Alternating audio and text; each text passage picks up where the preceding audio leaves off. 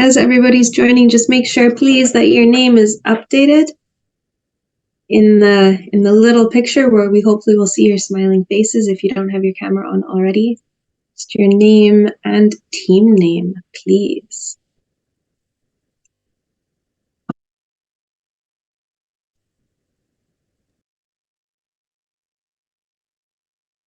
Should we slowly get started, Katie? What do you say? I'd say let's go for it. Let's do it.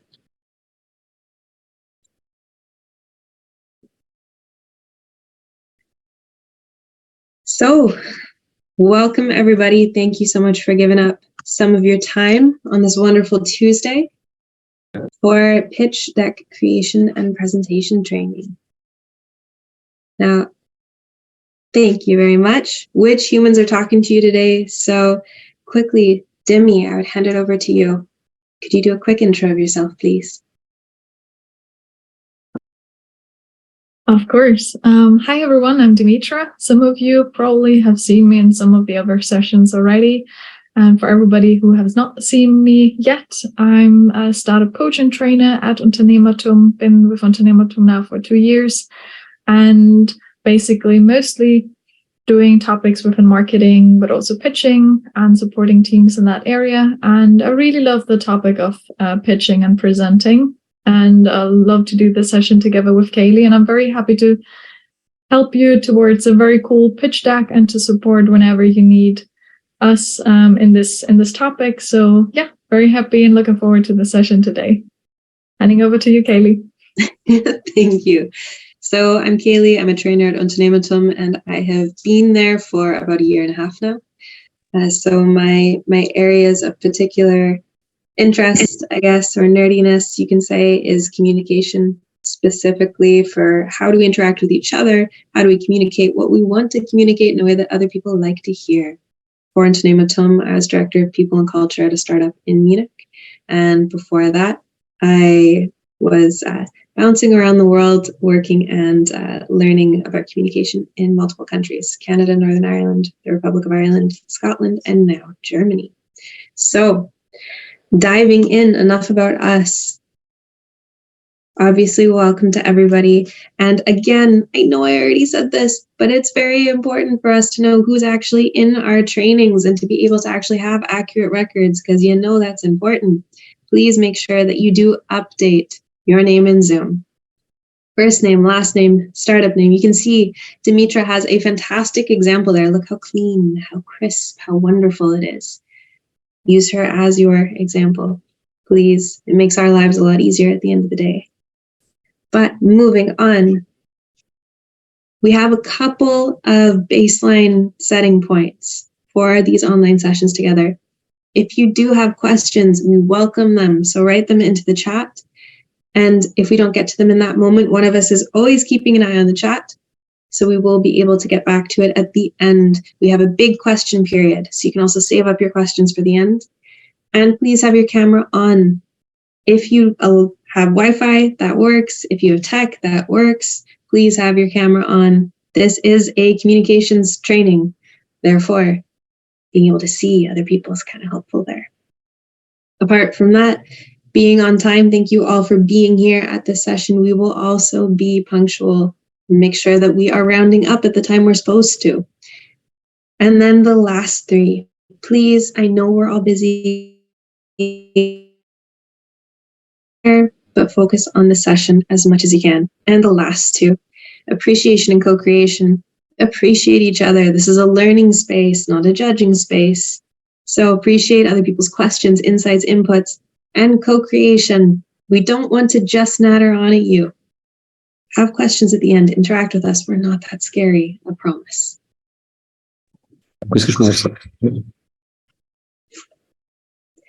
And what we're going to do today, the hopeful outcome in learnings is that you will know what are those pitching must-haves. You'll learn a little bit about effective communication approaches and thinking a little bit about the difference between online versus in-person pitching and get some tips and tricks on that.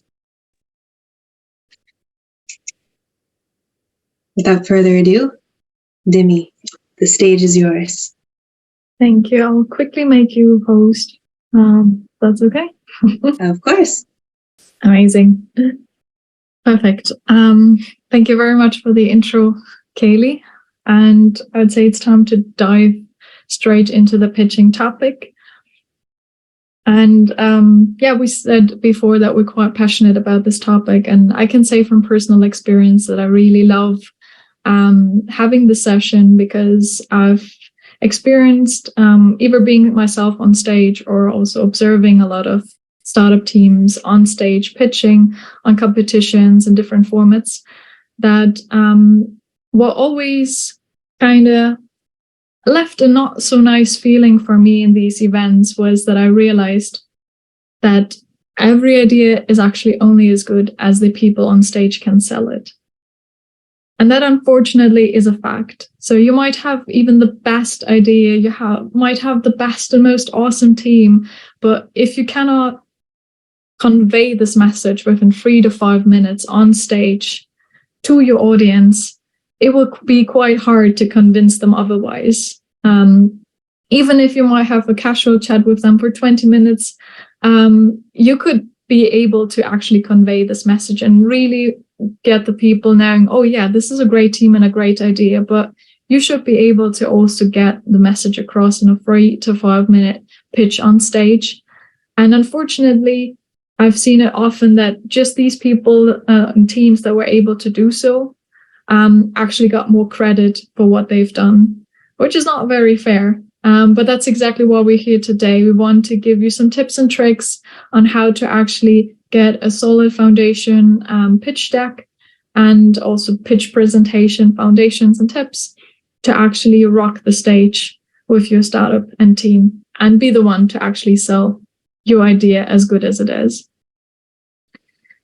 And it is important to sell your ideas because you will have different kind of stakeholders you want to sell your idea and your startup to. It can be incubators and accelerators when you're trying to get into their programs. Could be new hires, potential new teammates that you want to get on board. Could also be basically investors that you have a standard investor pitch in front of and you want to get some seed money. Could be customers, of course, or users that you want to just get excited about your product and your service, and so many more.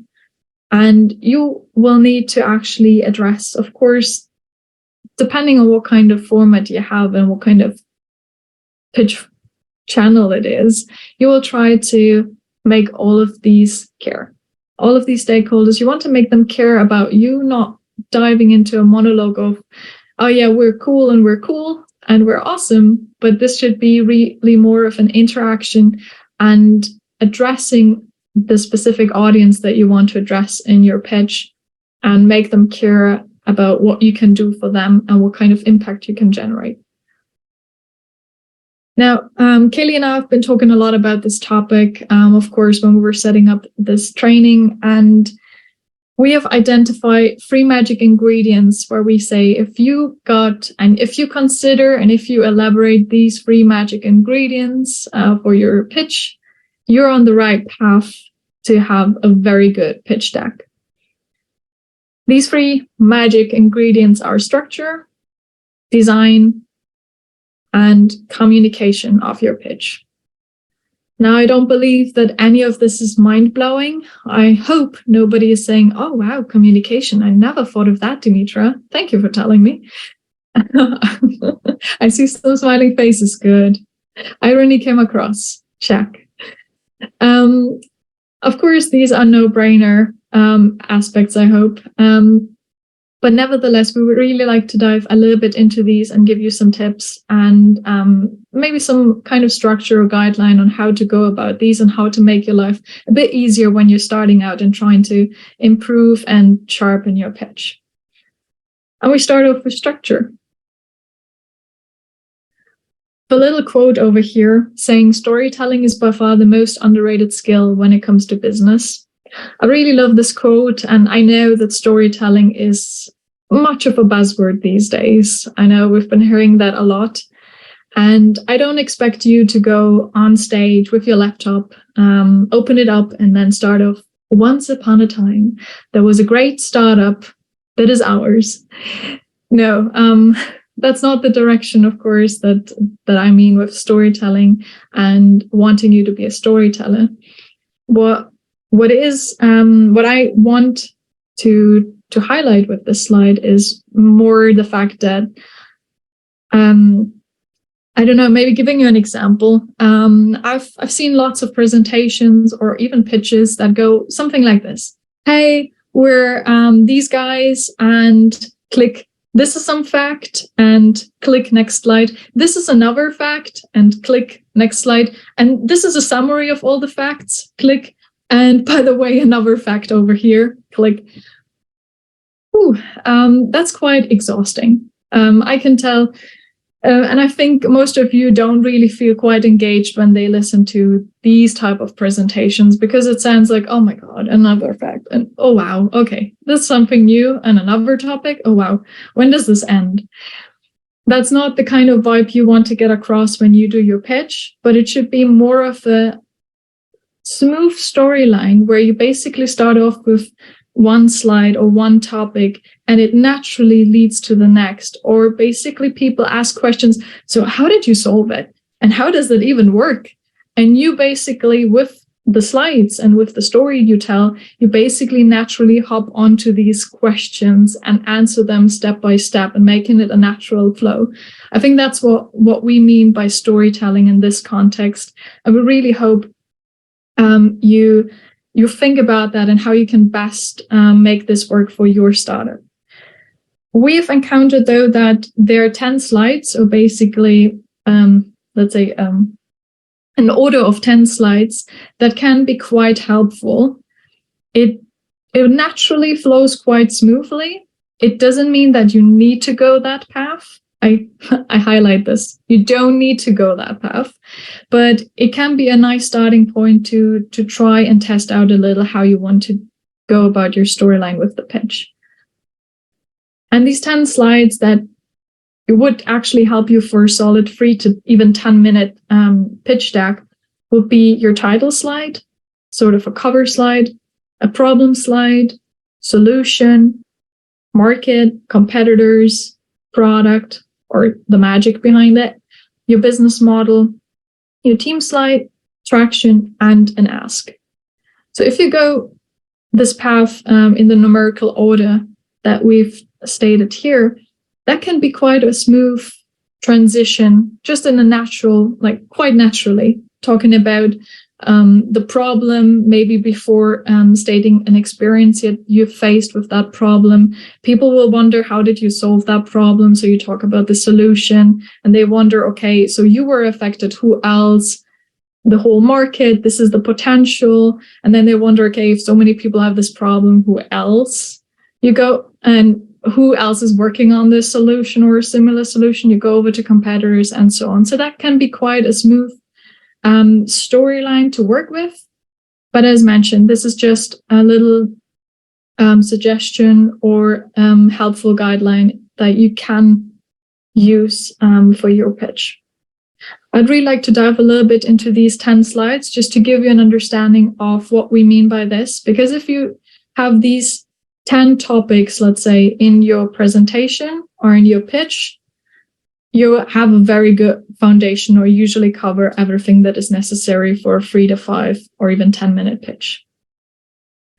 I talked about the title slide. That's usually some sort of a cover slide. So the point where you try to make a strong entry and basically where you will get across the first impression, of course. And people do judge a book by its cover. So this is really about using a strong hook, maybe talking about a personal experience that you had with the particular problem that you're going to talk about. You can introduce yourself and the idea and the purpose of the company in a few sentences, or even use a catchy image, a chart, a quote, a meme even, depending on the audience, of course, to slowly get the people into the mood for the topic. And then basically to talk about the problem. So what is the problem that you've encountered that you and your team have identified? What are you trying to solve? Describe why this problem exists and how relevant it is. Is it something that affects one person in Germany? One person on the whole planet? universe? Or is it like 1 billion people that are affected by it? Basically really stating who has this problem and how are they solving it today. Because if it is a real pain, let's say, then of course people are trying to solve it somehow. Even if it's not super sufficient or efficient, they're somehow trying to solve it. And state how they're doing this today. And in the best case, I know most of your early stage startups, and of course, that might have not, you might have not been at this stage yet, but if you haven't already some evidence on basically all of these points mentioned above, try to include them in your presentation. Share the information that you got or the data that you've collected when you talk to customers, to potential users or stakeholders, or when you got insights from the particular area and problem. Because that will show that you've done your homework and you're really onto something that is tangible and not just a hypothesis that you've just encountered on a Saturday night in a pub, but really something hands-on. And as soon as you talked about the problem, you of course want to talk about the solution as well. Tell how you solved the described problem, what you can offer to make customers' life better, and compare basically the pain points of the problem to the benefits that you can offer. Very helpful for this slide, and also for another one a bit later, is of course the value proposition canvas. If you've elaborated this, that can be very helpful for you to just extract information, and especially the major aspects, and put them into your slide. And then talking about the market. I know what can be very tricky, and I've encountered this problem myself because I had tried to find a startup which was in the deep tech field, so sensor in near-infrared spectroscopy field, so very specific area. And what we encountered is we had many different potential use cases for our technology. So there could have been from production lines over medical healthcare, over aviation. There were so many different areas where the technology could have been applied. And it would have been so overwhelming to present all of this in a presentation. I mean, I think I tried once or twice to pitch it that way, but it was just too overwhelming because just too complicated for the people. Because in a 3 to 5 minute pitch, you don't have time to go too much into details. So you have to abstract things. And so it's important when you talk about the market to really focus on your beachhead market. And also throughout the presentation to stick with that storyline, just to make it kind of tangible and understandable for the people. Doesn't mean you cannot make a little side note. This is what I did, for example. We're saying, hey, we focus on this market for our first market entry or for our beachhead market. But as soon as we have first customers, blah, blah, blah, we can expand to markets or to areas like aviation, like, and so. That can be totally done, but stick for your storyline and for the market slide on your beachhead market, just to make it more tangible for your audience. And talk about who your customers are. Is it a B2B model, B2C? Is it more complex? Give us an understanding of how will this look like for your startup. And explain the market potential and the growth rates, of course. And use credible sources and reasonable estimates on that. I think Kaylee and I have seen a few presentations where there were a bit of, let's say, fishy numbers on the slides, where it was quite obvious that cannot be quite true or realistic. Or very old data, we have seen that as well, just because these estimations were way better than the current ones. Just try to be realistic and honest here, because people can use Google, unfortunately, so they will sooner or later find out what the real figures are. And talking about the market, of course, you want to dive into competitors. And first rule about the competitor slide, don't be afraid to talk about competitors. There are many teams that miss out the slide or don't talk about competitors when pitching, which can even go two ways. If people see that you're doing a pitch and you don't talk about your competitors, they can either think, they don't have any competitors. Is this even a problem? Is there even a market for this? Or they go the other way and say, okay, they didn't do their homework.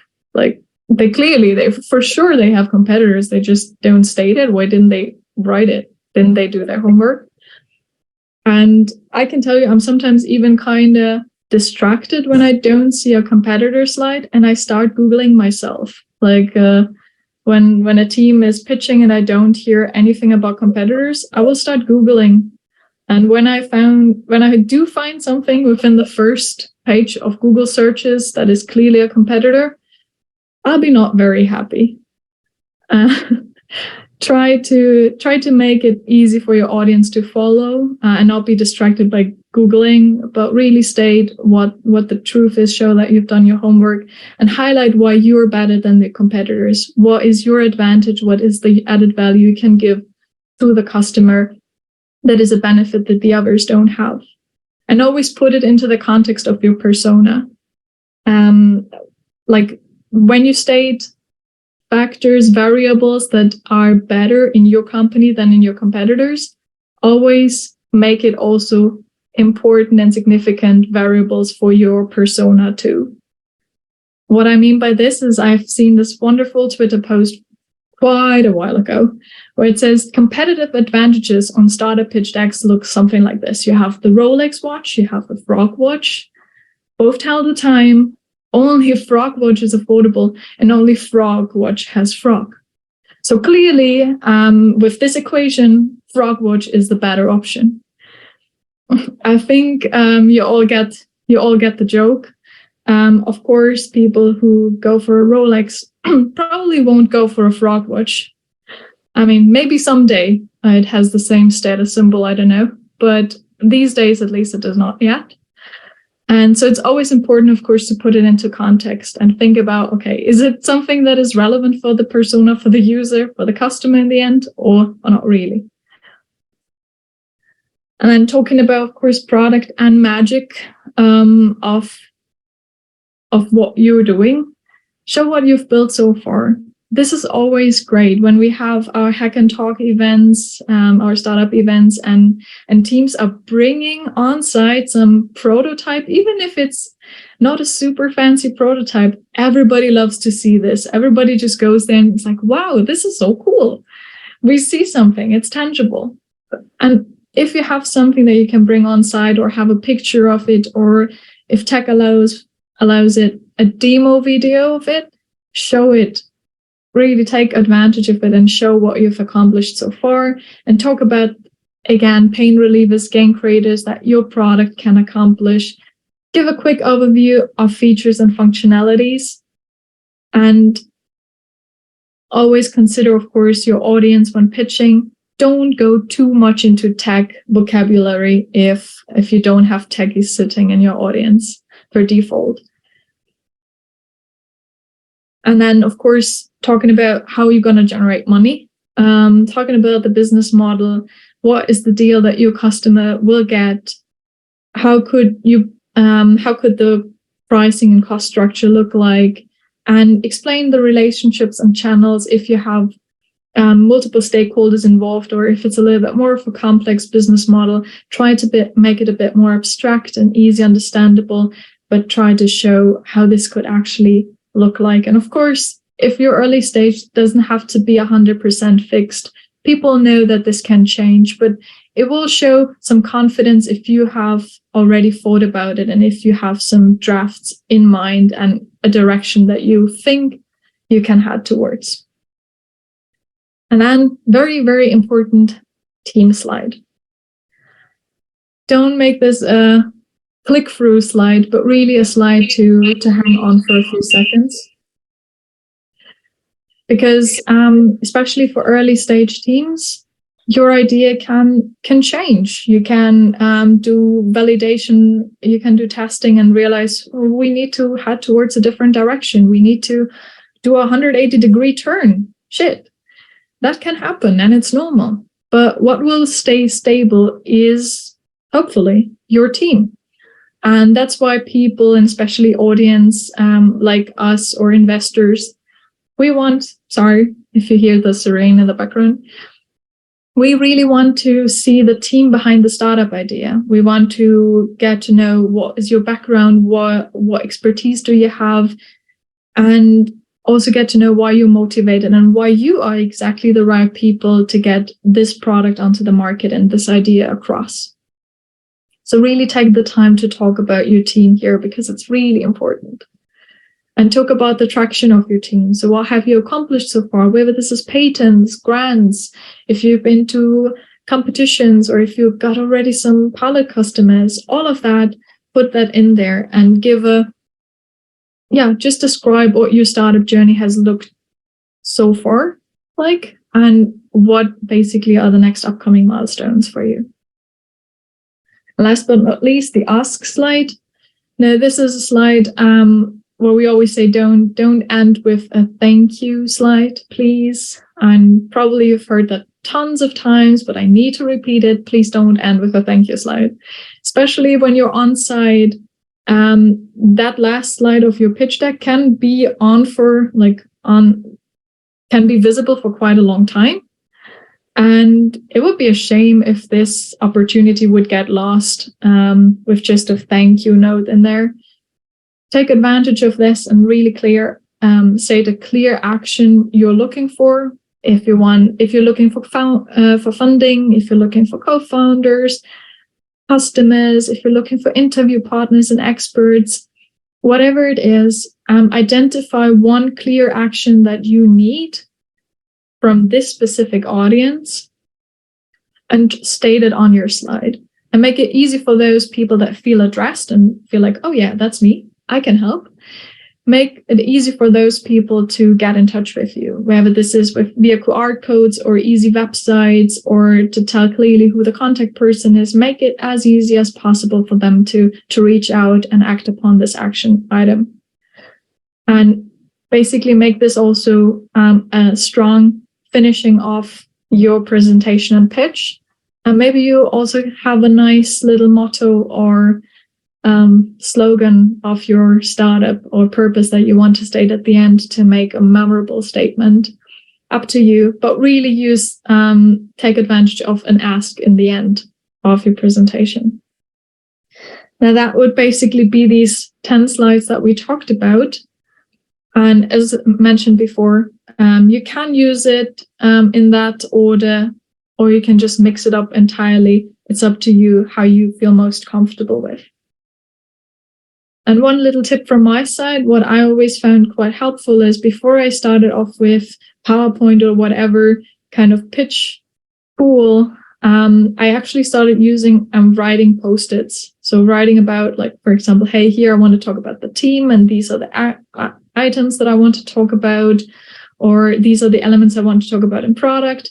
And then I started to shift them around and play with it and try to talk through the storyline and see how I feel comfortable with.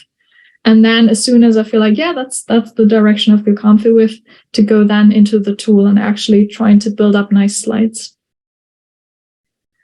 Talking about nice slides, let's hop into design real quick. First of all, very important to differentiate pitch deck versus read deck. We're talking now all the time about pitch decks. I hope everybody is aware of the difference, but just a quick reminder, pitch deck is something that is always accompanied by a voice or one of you talking through the slides, whereas read deck is something that should work even without somebody talking next to it. So usually more content, more text in a read deck versus pitch deck, where it's a little bit lighter and less information on slides. So that's why if we say less text and clearer slides, we always love strong visuals to support key messages. Humans love pictures and visuals, and a lot of us can grab things a bit better if they see a visual, and also get more emotional, like as soon as they see a visual that speaks by itself. So try to use a lot of them when you're building up your slides, and less full text slides. Yeah, exactly. Less is more. So really try to synthesize the information on your slides. I always have to think about one professor from my master's. He basically did sort of a copy paste almost from the textbook into the slides, and you can imagine how engaged everybody was. I would say most of us were napping rather than listening. So don't make that mistake. Make it less information as possible. You're talking through your pitch, so try to get people focus more on you rather on reading a text on a slide. Also promote readability. I think that's something that we have to get used to more as soon as we get more into on-site. There might be people sitting in the last rows or more towards the back. Make sure that everything is readable in big and bold font so they can actually read everything you have on the slides. And choose your colors carefully. Maybe you have already a logo or something, and use like a harmony of 3 to 5 colors that works best. Science has shown that this is basically most like the easiest for us and the most attractive to us human beings. So that can help also to make things look clearer and more professional. And of course, always use consistent and correct information on your slides to have an overall pristine quality of your presentation. I think that's about it from my side on the first 2 magic ingredients, and I'd like to hand over to Kaylee for the last very crucial one, communication. Thank you, Demi. If you don't mind, I would snag the remote control. Thank you. You are miles ahead of me. Let's see if I can get it to work. Cool. Okay, cool. So really, at the end of the day, one of the important things to remember is your pitch is all about communicating and telling a story. Far too often when people are going out on stage, or I'm talking to people before they pitch, they go, okay, I have to be really together and I'm giving this pitch that is really important and scripted. You're having a conversation and you're telling other people a story, whether it is telling me and Demi a story, whether it's telling an audience full of people at a hackathon a story, or VCs a story. It's all about framing it and having a conversation. So at the heart of this communication, of this conversation and the story is you. It's your personality, your knowledge, and your talent. Your startup is a part of who you are to a certain extent, and so the story should be the same way as well, and that should come through when you're pitching. Now, going into communicating and pitching, whether that is online, whether that's in person, we're going to go through a couple of tips and tricks to help you with that, to better prepare yourself so you can give the best pitch humanly possible. So the first thing is planting your feet and breathing. Now, this and the other tips might sound like a, yeah, obvious, Kaylee. Yeah, sure, nothing new. They are incredibly important though. And you can use one of them, you can use a bunch of them to help you be able to express yourself in the best way possible. So why I say planting your feet and breathing, what you want to do, whether you're sitting like I am now, and most of us are, unless you have fancy standing desks, or you're in front of a bunch of people, have both your feet flat on the ground, giving yourself a strong base. The reason this is so important is it impacts your breath. It allows you to have your breath calm and controlled. You can take pauses. Your voice is clear. Sometimes when, for example, if I cross my legs and I slump over a little bit like this, what that does is it's compressing my lungs. And that means I can't get as much oxygen in, and I can't use my diaphragm effectively. And I'll start breathing from up here, up in my chest, and I'll get tighter and I'll crunch over more and I'll speak quicker and higher. And it will be harder for me to calm down, slow down, and be able to communicate clearly to my audience. The other thing is sometimes I see when people are in person pitching or presenting, they'll do the thing where they'll have one foot on the ground and cross the other foot. And then you see them start to wibble back and forth. And sometimes people can stop themselves and sometimes people kip over a little bit. So having feet flat on the floor allows you to be grounded, breathe clearly, and stay balanced. The other part to keep in mind is that the first impression is made a few seconds into meeting. Has anyone heard this before? Hands up if you've heard first impression is made within 3 seconds, 5 seconds, 8 seconds, whatever many seconds, depending on what you read. It's a teeny little bit of time. Yeah? So keep that in mind. You want to try keeping your body language open and engaged.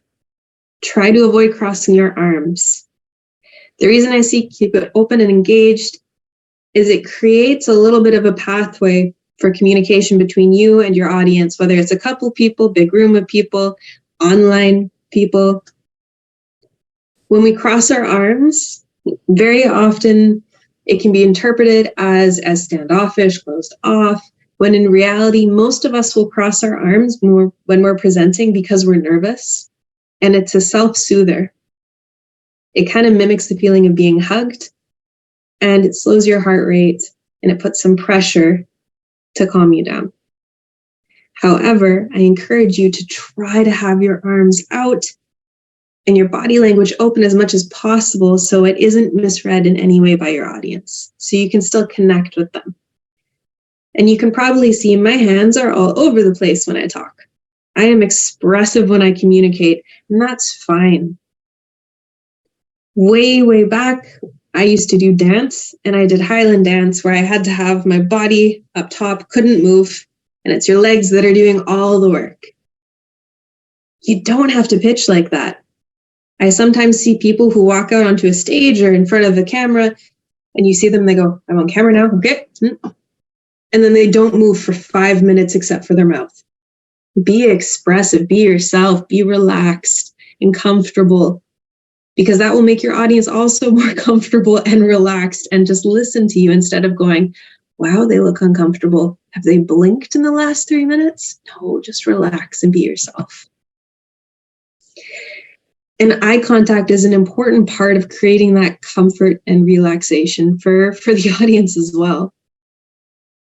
So when we're in a big room of people, my suggestion is to make brief eye contact in a pocket of people and then move to the next pocket, go back. When you're looking at a pocket of people, it'll feel to them that you're looking at one of them when really you got a little bit of a net cast, and that gives you a level of comfiness, a little bit of removed feeling. The reason we want to mimic or simulate eye contact is that it creates this feeling of connectedness and engagedness to the audience. They'll feel more empathically connected to you. Therefore, they're going to listen more to what you say and care more. They feel like you're talking to them. Demi's example of the professor is a really good one. I don't know if anyone else did this in their respective degrees. Sometimes I would sit at the back of the classroom because I was tired or whatever, and it meant that I was out of eye line of the professor. That allowed me to not be very fully engaged and not really hear what was going on. And I didn't feel really engaged. I once had a professor who was very good with eye contact and made us feel like they had looked at every one of us. And believe me, I was paying a lot more attention to that, and I remember more from that. When you're in a smaller setting, sometimes it can feel a little awkward to directly look at somebody in the eye. You can also look right between the eyebrows. What this does is it simulates for them, they feel, yeah, they're looking me in the eye. However, you've got a little bit of a buffer, and it's a little bit more comfy. Another thing that I ask for you to please keep in mind when you're talking to a group of people and pitching, think about the words you use. Practice it beforehand and get in the flow. How we write, if you're writing points to say, often is very different than how we speak. We use different language, different cadence, and that's important to practice beforehand, because I can write a script for myself to read, and when I read it out loud, I will stumble over certain things and go, oh, that's not how I speak. You want to check that beforehand. Also, think about your audience. If you have a very technical product and you're pitching to me and Demi and you're really hoping we invest, if you pitch it with all of the jargon, I will miss everything. I am not in deep into the technological aspect of things, so you're going to need to meet me where I'm at if you want me to hear you. And that's really important. If you are in an audience of people who really will get it, go for the jargon, but keep it in mind. Who are you talking to? And think about what you're saying. If you say, we are hoping that eventually there's a possibility of maybe reaching this like potential result that could theoretically do kind of a thing, that doesn't sound very convincing. That doesn't sound very sure. We are working towards achieving this goal that we set. We can accomplish what we put our minds to, and we will sort out X, Y, or Z. It gives a very, very different impression to those listening. And there's a couple of specific things I'm going to ask for everyone to keep in mind when we're talking about video and online presenting. I know we are migrating more to in-person things, but sometimes we still have to go by video. And there's a couple of tips and tricks that we've compiled and learned over the years. One of the first things is setting your stage. Try to pick a quiet room and space. We've also all been doing online things for a couple of years now, so there's grace to it. We know sometimes things happen, but try your best to pick a quiet room and space and prepare the area. Think about what's around you. How's the lighting? One time I was giving a meeting that I had prepared for online, and I was really proud of what I prepared for. And I was explaining it to my colleague. My colleague kept looking down in my screen. And I was probably at that point quite visibly annoyed. And I ended up stopping midway and said, can I help you? Am I boring? What's going on? Can you please tell me why you keep looking there? And my colleague's response was a very simple question. Do you have a giant teddy bear? I do. His name's George. He's about 1 meter tall. And what I hadn't realized before this meeting was George was on the couch behind me. So I'm presenting, and then there's this ginormous teddy bear that, depending on how the fur on his eyes are, looks horror movie-esque or children's movie-esque. And he was just chilling there. So obviously, not paying attention to me, paying attention to the bear. So think about what's around you. Practice with your camera beforehand. And also think about where you set your camera. You want it to be at your eye level, far enough away that we're able to see you move, not so close that we can see up your nose, not so far away that I can't see anything. It's really important to think about those things. And during the call, work hard to speak clearly and slowly. Remember keeping your feet on the floor so you can get that full breath, and try to make sure the space you're in is quiet.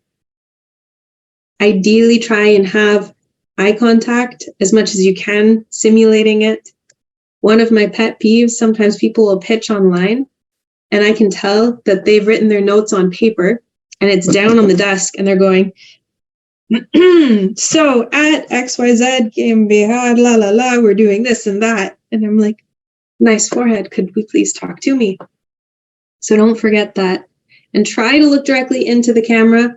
Obviously, again, not up your nose. You can put your text in the middle of your screen so you can still have all your notes there, but it looks like you're looking at us when you're talking. And it helps to then again create that feeling of connectedness where people will be more engaged and hear you and care. And a really important thing, this goes for online, this goes for in person when you're presenting. Technical difficulties happen to everybody. It's a thing. You're not the first person in the world who has had problems with their slides or their video. Don't worry. The first thing you got to do is take a deep breath. Acknowledge that there's a technical issue. You can even make a joke about it, and then adapt and finish your pitch.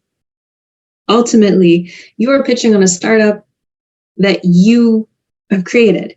You know what you're going to say. You know what you want to communicate. If you can't use the slides, fine. If it takes a second, fine. But don't let it derail what you're trying to share. And my last bit of wisdom, if we can call it wisdom, that I'd like to leave you with is how you can prep ahead of time. Sometimes people will book themselves back to back, just run on stage or open the Zoom call the moment they have to do something. Please don't do that. Give yourself a moment to get into the zone, however best works for you ahead of time. It can be even as simple as 3 minutes. And these are just a smattering of ideas of things that can help you to really get into the zone ahead of time so you can walk out and give your best pitch, or open the computer and give your best pitch. You can think about a moment in your life where you feel empowered or felt empowered. It can be a time you gave a pitch that was amazing that you're super proud of. It can be an accomplishment completely unrelated to pitching, but you felt powerful and strong and you did well. And you can think about that and carry that feeling with you when you go out. You can listen to your favorite motivational song. It can be Eye of the Tiger. It can be something from Moana. Whatever makes you happy and feel strong, go for it. The last two are helpful in terms of the physicality side. Having a little mini dance party before you go on stage. It sounds silly. It is silly depending on your dance style. But what it does is when we're nervous, we start to get those fight or flight feelings and those endorphins start kicking in. And then we start needing to expel all that energy we have from being nervous. And a little mini dance party can help shake off some of that excess energy we get from being nervous. So it's easier for you to go on stage, plant your feet, and calmly speak. And the last one there, breathing from your belly and relaxing. By that, I mean breathing in for a slow count of 3 or 4, pausing at the top, and exhaling for a count of 5 or 6. That'll help you to slow down a little bit if you're starting to get nervous and have a quicker heartbeat and get sweaty hands. And it will allow you to slow so you can go out on stage and rock your pitch. And ultimately, you're going to do it all again. The way it works, the way you get a really good pitch and a really strong pitch is you eat, sleep, pitch, repeat. Practice. Please practice. You can practice on your flatmate, your partner, your family, your dog. I practice trainings on my dog. It helps to just say things out loud to get a feel of what works and what doesn't. And sometimes if you're not practicing with your dog, but somebody who can give you verbal feedback, they can give you a heads up that, hey, you spoke a little fast here. Or I'm not sure if you noticed, but all of a sudden you sped up or slowed down or you stumbled. Practice it. It means you'll also be comfier with it. And if anything, heaven forbid, does change, your tech fails, then you are so prepared and you know exactly what you're going to say. Nothing is going to stop you from giving an amazing pitch. Now, with that being said, that warm fuzzy, you want to make sure that you are prepared for questions after.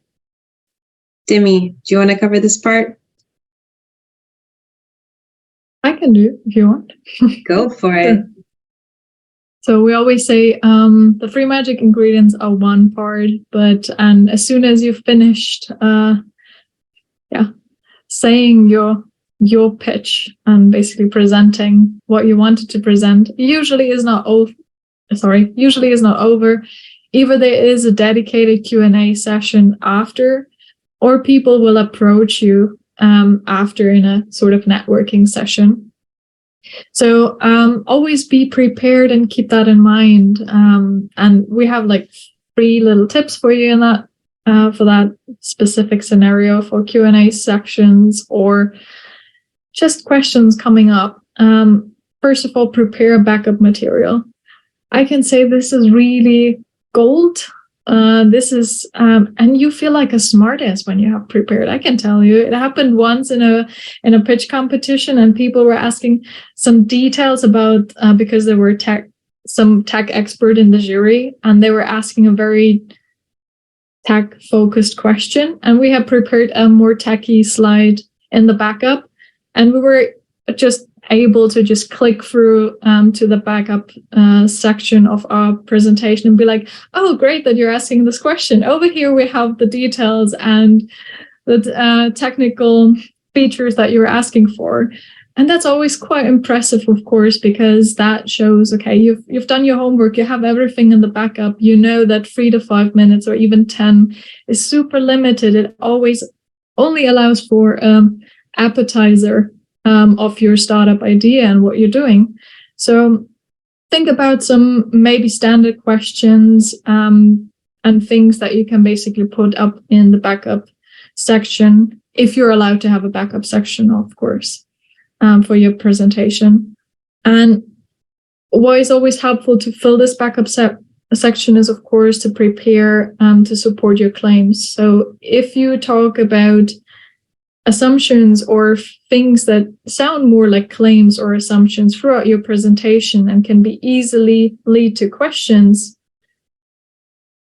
make sure to have something to support these claims in the backup, or to have at least an answer ready for these sort of questions that might pop up. And what I found always quite helpful is to prepare for the questions you don't want to hear. That makes sense. So think really about the questions like where you're like, oh, I hope they're not going to ask this. Usually these are the questions that you're, of course, not very comfortable with, or something is up with those questions. So really force yourself to think about these questions in particular. And even if you don't have 100% answer yet, that is okay. You're not in a stage where you need to have all the answers, and probably no startup ever is. But really try to focus, like to think about these questions that might pop up, and to think about some proper response and professional response of how to go about these questions, or even if it's just to be prepared to say, hey, this is a great question. Let's talk about this in a one-on-one afterwards in a networking session to talk about the delicate details. That's also fine, but just try to practice these questions and to have these answers basically ready to be shoot out as soon as you get some uncomfortable questions asked. And soon, if you consider all of these 3 magic ingredients, also these little tips and tricks on Q&A section, I would say you're really well equipped to head towards a great pitch and to rock the stage. Before we jump into a little Q&A that we have in this session, because we have like about half an hour where you can ask us questions that you have on this training and on pitching.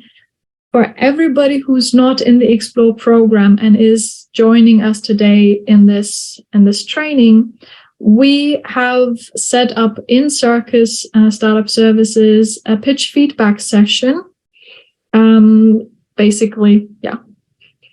Section. I'm sorry. It's Tuesday and I'm just coming back, and I've just talked Greek and German the whole weekend, so I'm sorry. English vocabulary just left. Being on vacation, trying to get it slowly back. So this session is happening this Thursday, so day after tomorrow, from 2 to 4 p.m. We have 4 slots where Kaylee and I are happy to give one-on-one feedback to startup teams. Each team will have 30 minutes. It's just the team and us. We'll be able to pitch 3 to 5 minutes, and then we have about 20 minutes for feedback and questions. So if that sounds something like, I'd be happy to get some feedback from Kaylee and Demi. Very happy to see you on Thursday. Just make sure to go on Circus and book your pitch feedback session slot. And if this is already full, because we have just 4 slots this week, just shoot us a message, and we will try to find another way to make this work. But yeah, just a quick info for you, and I'll then stop the presentation here and basically say the stage is yours, and we're very happy to go into the Q&A section with you guys if you have any questions.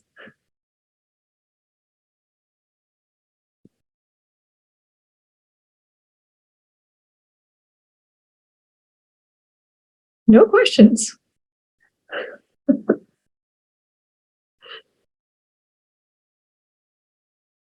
Yes, I'll say, just go ahead. Yeah, thank you for your wonderful presentation. And I just would like to ask, in my case, I have 2 kind of users for my pitch deck, and one is B2C and another is B2B. So I got some suggestions for some people that they asked me to, for the user experience to show up, I need to put both 2 user experience, one for B2C and one for B2B.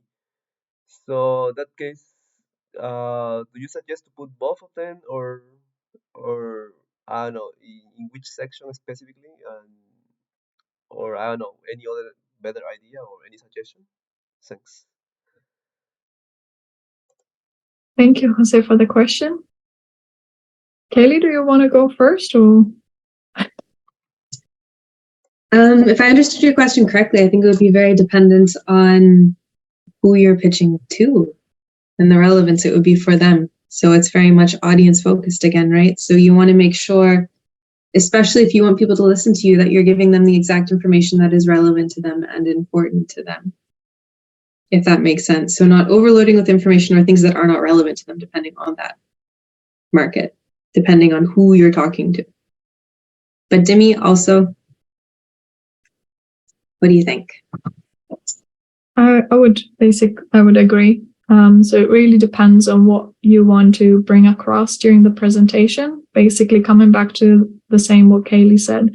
So who is sitting in your audience? What is this pitch for? Is it like are you trying to get investors, or trying to get into an incubator program, or like sort of a startup program, or more of a generic audience? Really trying to understand what is the message you want to bring across to the people that are in the area, in the audience in that very moment. And I would agree not to overload and not make it too complicated. As I stated before, of course, you can talk about different markets that you can address. You can talk about different customers and users, but it's always easier to focus on the beachhead market and the very first use case, or maybe the easiest one that you can basically present to that audience. Let's say investors. What it would be the best way for investors?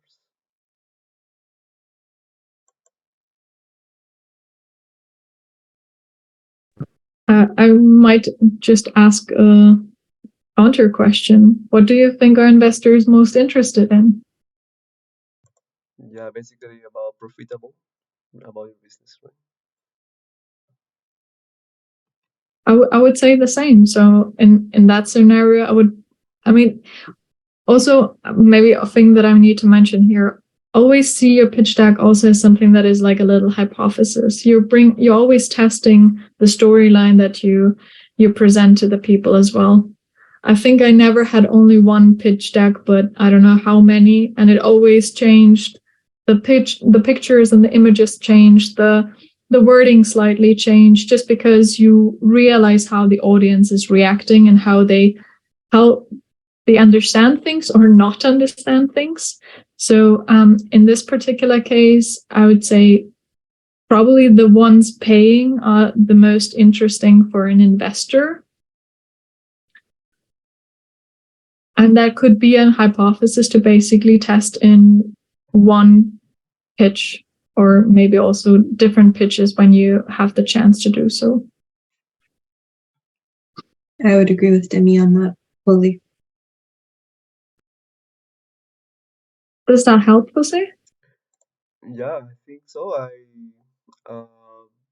I try to pitch in some events before, and all the time they ask me about the user experience. Yeah, that's why I just sharing this with everyone. If you can give me some feedbacks, that's all. Maybe it's, we only get a little glimpse of what we don't know the full context of what you're doing, Jose, so maybe we're also missing out a little bit on No, information. that's okay. I really appreciate it. I think you are right. We need to see which is the audience first. Yeah. But yeah, don't be also too strict with yourself. That applies to everyone, right? Because you won't be able to set up a perfect pitch deck with the first try or the first version. It's a little bit like I would say my master thesis, which ended up being a final version, really final version. So it's really about iterating, about testing, and you'll have multiple versions, and you'll use sometimes these and sometimes the other, and then you iterate again. And so I think especially now is the time to really test and also go on different startup pitch events if you want, and to just use that as an opportunity to pitch different versions and see how people in the audience is basically reacting and how it comes across. Thank you. Thank you so much. Thank you. Any other question? Yeah, if I may. Sure. Yeah, of course. Thank you. First of all, thank you very much for the presentation. I was wondering, up until now, we were talking about pitching mainly in the context in front of investors, but what are some differences in pitching in front of investors as opposed to in front of customers? If there's some tips or differences in information that might be presented or something like that. So if I can quickly jump into me, sorry. So the fundamental thing would be your audience is very different. So you need to tailor what is important to your audience. You have to take an assessment and say, okay, if you're pitching to investors, what are those key pieces of information you want them to have that they need to know when you walk out of that room? And the same goes if you have a different audience. It's really as simple as that. Who are you talking to? What do they need to know? And then you can tailor it according to that. Demi. Yeah, I would agree. What we presented today, I would say, is a bit more generic. That's why we said in the beginning, it's basically you will present to different stakeholders that are of interest to you. I think what we presented today can be used in multiple scenarios. And I would even say that for investors, you would go even 1 or 2 steps further in being more detailed, and also maybe in some aspects, just you would also have more time, usually more than 5 minutes. And it all comes down to what Kaylee said. So you really want to think about the audience and think about what is basically how can you what is the impact that you and your startup could make to them, and how can you communicate that in the best way, I would say. Thank you very much. And maybe a follow-up on that. From those 10 most important slides, is there anything, for example, that could be omitted when talking to customers to make the thing more brief and more concise?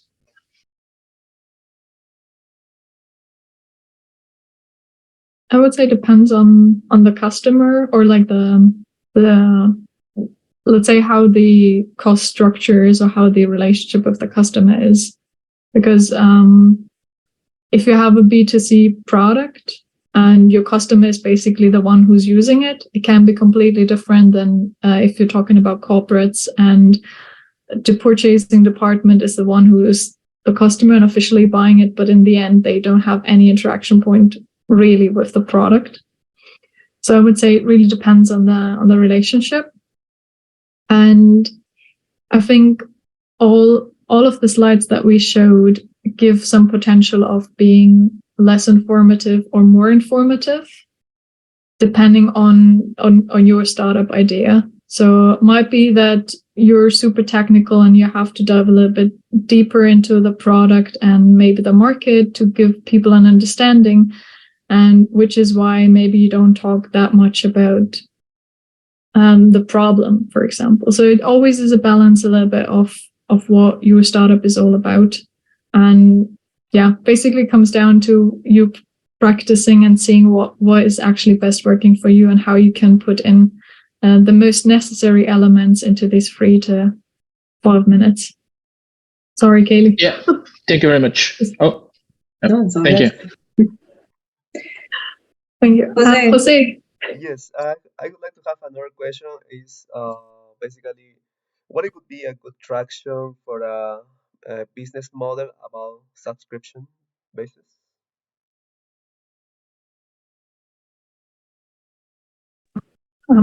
I'm sorry. Maybe it's also just the audio, because you're like on my my laptop. It's a little bit low volume. Your audio. Can you repeat maybe the question again? Okay. Let me hang up the volume. Is better now? Is my volume okay? Yes. Yeah, it's All right. better. Thank you. All right, just asking about, I mean, what it could be a good traction, because I saw in your presentation you have a space for traction regarding a pitch for the business model for subscription basis. My project is about we have subscription people, we subscribe to our service, our SaaS software as a service, and but we need to find a traction, right? So what it would be a good idea for traction for this kind of service? Because I don't know, something relevant, because there are many services the same in the market, right? So I don't know. Any suggestion? To be very honest, I think in order to give a sufficient answer to the question, that would need to be more of a one-on-one session to me, unless that's just me to go really deep into the details. It's hard to give a quick kind of one sentence answer there, to be quite honest with you. But you are more than welcome also to join any of the slots for feedback at the end of the week. Yeah, Demi, we absolutely agree. And in general, like the traction that we talked about in the session today is really more about early stage teams. So some of them are not even close to a paying customer, which is not in any way an evaluation, but just facts. Just because the technology or the product itself takes time to actually bring to the market or to actually make into a product. So it's more about showing what you have accomplished so far, and that could be really very different, from grants to competitions to very different things, up to subscriptions and so on. So I think, yeah, if you want, we can go deeper into that topic regarding your startup in a one-on-one session.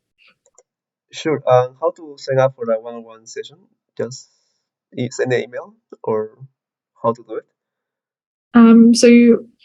So basic. I assume you came through the Startup Services Circus into this call?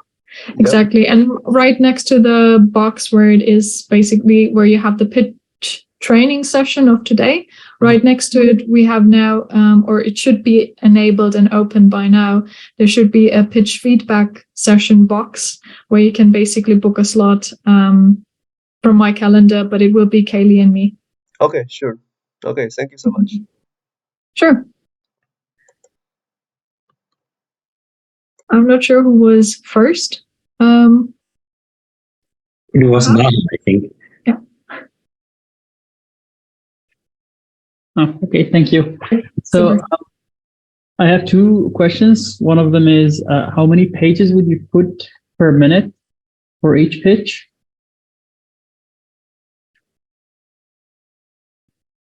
Do you want to go first? Yeah, of course. So there is no set how many pages per minute for each pitch. It depends on how much you want to say for each slide. So there's a natural level of, as you're speaking, switching slides, but it depends on your personal cadence, how much information you're trying to get through on a given slide. That's also why we suggest practicing with other people. because for you, it might feel like, yeah, okay, covered it, next one. But to the audience, it might feel fast. So that's why you practice it to see how it comes across to other people. It's very person dependent and pitch dependent for what you want to say. Demi? Yeah, I mean, I can tell you that today's presentation, for example, from our side was probably, I think we're around 70 slides, which sounds quite heavy, but I hope it was not as heavy in communicating it and being in the training. But I think it always depends on how you structure also your slides. For example, personal preference, I'm a person who loves to have different visuals and also to do a workaround and not do effects in there because effects have often been messed up. So I do kind of a workaround and then have the effect happening via slides. So I end up having a lot of slides, although I'm just quickly clicking through them and might even have 10 slides in a minute, although I'm just quickly going through them. Okay, maybe one other follow-up question, which is, usually at the end of the session, you have these questions, and let's say some of the audience get maybe curious, and they would want to ask you very much technical questions that would kind of maybe reveal your technology at the stage that you don't want to reveal your technology. How would you deal with that?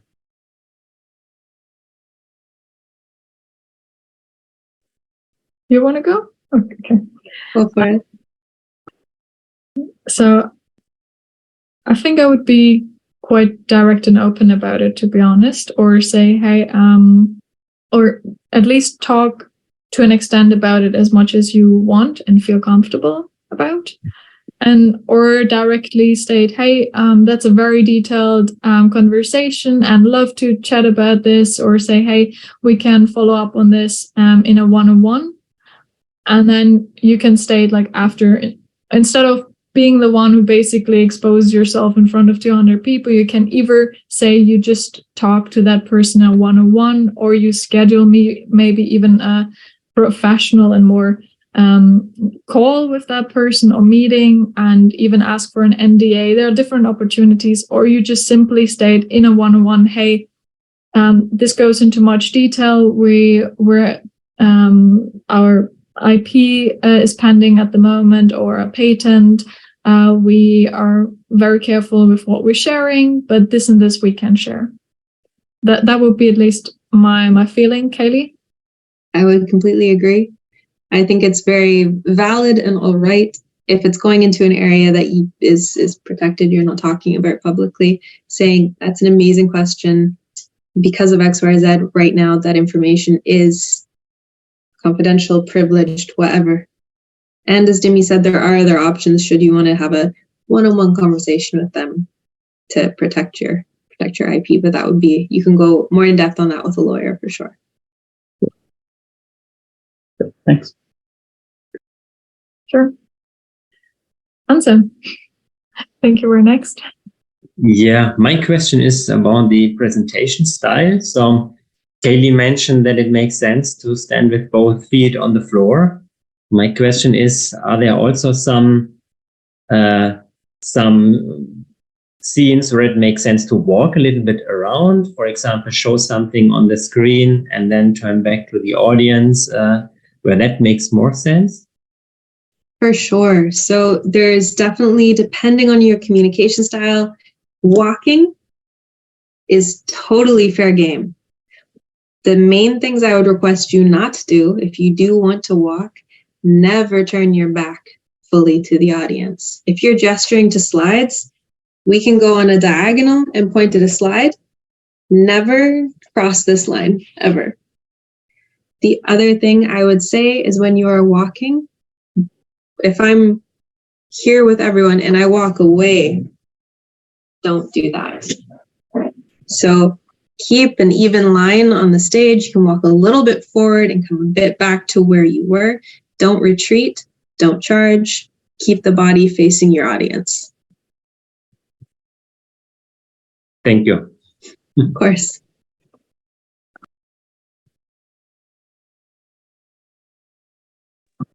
I need to unmute myself first. This is a good communication tip. Don't talk while on mute. I have 2 points that I would like to ask about. One is slide animation. You touched a little bit on it there. And the second one was touched also upon is the NDA, the non-disclosure agreement. So especially if you have a patent pending and the investors would like to know more details always, and it's a small round, politically incorrect probably is to ask for an NDA from investors. But if it's a 200 people setting, you can easily say, okay, we can take this question later on. So what's your advice on the NDA? First, that's more important than the animation, and then on the animation. I think first answer on the NDA front is that as we are not legal experts, we can't speak to that. So it's not something that we can give opinions on or suggestions on, because that's out of our purview and our expertise. What we can advise is talk to a legal expert who can give you proper advice on that. But unfortunately, we can't answer any of those kinds of questions. Well, what I wanted to know was if you have seen anything in practice, because you've seen, pitch decks, you've seen presentations, you've taught, nothing that you would advise on. Just what's common practice, Demi, I'd hand that to you if you have any advice there. I mean, I can say that within our frame, or in our programs at least, everything is basically, we have sort of NDAs at place for everything, and with every external but also internal party we're working with. And I also would say it really probably depends. And what I would suggest is we have from Startup Services, we have a legal counsel hour that is happening usually once a month. And we work with an external lawyer. So nothing in-house, but really a lawyer who's super enthusiastic and passionate about startups.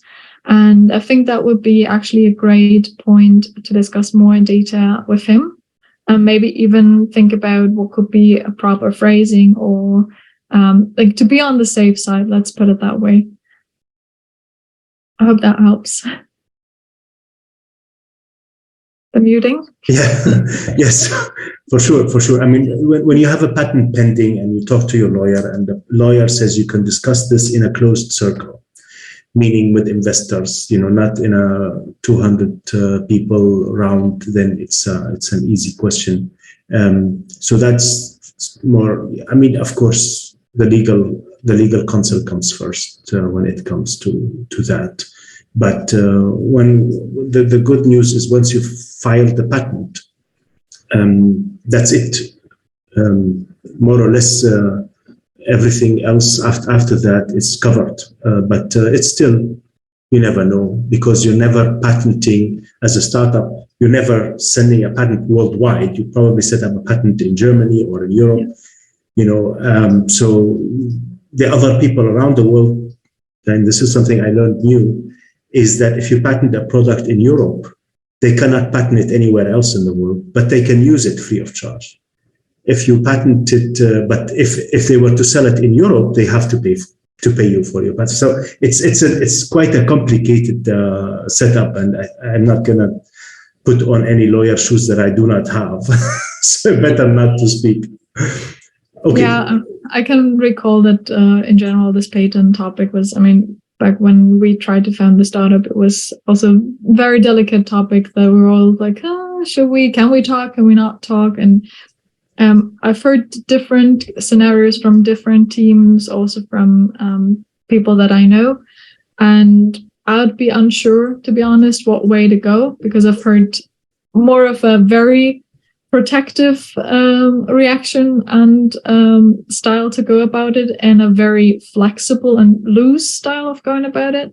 So I would always recommend to probably touch base with a lawyer and see what they recommend and what they think would be the best way to go to be on the safe side. Okay, yeah, great. And an animation about in the slides, because that is such a typical, when you go for 10 slides and you have information that you want to communicate, not all at once, you know, and you might set up on a timer and then it kind of flows while you're talking. You need to really perfect your timing there, but at the same time, somebody says, forget all animation, just let all the information all out, and then you just overflow people with information. What's your advice there? I just see like, Kaylee, do you want to? Okay, I can go. I would say I have a very radical, probably opinion about this. But that is just, again, my personal opinion. I've been too often on stages where exactly that happened, where I was in a flow and then the slide didn't do what I wanted it to do. And that got me quite annoyed, and sometimes even out of the flow, you know, and I was like, oh no, why is this moving now? It should reveal later. And this is why I basically, even now for the presentation we had today, I don't put in animations, but whenever, for example, or maybe I can even quickly show you to make it a bit more obvious what I mean. 1 second. It's low budget animations. Instead of like when I revealed basically all of these were not animations, but as you can see here, it's basically 10 slides or so adding up, and then each basically gives a new one. So it's a fake animation, if you want to call it. And usually I do something like this because I know whenever I click, it's the next slide and it will reveal the animation. And it usually is quicker than a real animation. But yeah, that's just the way how I usually do it, because that has never failed me on the stage. Yeah, safer, for sure safer, because you never know how fast and how slow these animations work. Even if you have them set up on your computer, work fine, you transfer the slide somewhere else and then you have another system and it. Exactly. And that works even if it's just a PDF, right? Because you just click to the next slide, and even if it's an online version or something. And that's why I usually stick with those animations. But I mean, you, of course, everybody's open to do whatever they feel most comfy with and what they like. So. Thank you so much. By the way, your one-on-one session is booked already, so we need to find another time. It's grayed out. Oh, well, okay. Then just shoot us a message, Mohammed. We'll do. Yeah. Via Startup Services email address, and we're very happy, or even via LinkedIn, however you can easiest reach us, and then we'll figure another slot out. No worries. Thank you so much. Any other questions?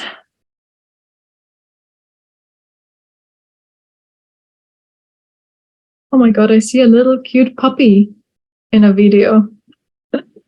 Oh, in Jacobs. Hi, Yes. puppy. It's not a giant teddy bear, but it's a cute puppy. Yeah, it's distracting too, right? Yeah, what is the puppy's name? Madame Lily. Madame Lily. Oh my goodness. Generally, we call him Hundi or her. No, that is adorable. My puppy is currently having a nap right now in her box. Mine is having a nap on my sofa, and I guess we'll competing in a few minutes about the place. I've been walking around the dog today, so I will need also some rest. That was a nice save. Yeah. Talking about rest, if there are no other questions, I think we can give you at least 4 minutes back of your time. Thank you so much for the presentation and the answering our questions.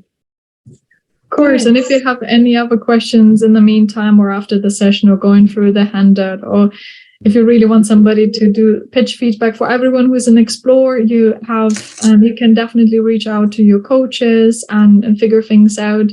And for everybody who's via Startup Services, just shoot us a message and we'll find a solution, or we'll find a way to do a feedback session. Sorry, just a question a bit far from this. When the next batch of Explore applications open up? I think in autumn, actually. I For the think Explore so. program, you mean? Okay, so something like July or so?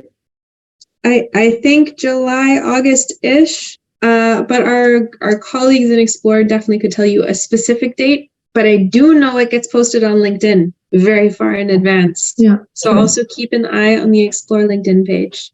Nice. Yeah. Nice. Good. Okay. Thank you. It was amazing. Thank you. Yeah. Thank you, everyone, for joining us Thank you, today. everyone, so much. Yeah. Yeah. Thank you. And have a lovely great start evening. into the week. Yeah. You You too. too. Thank you. Bye. Bye. Bye-bye.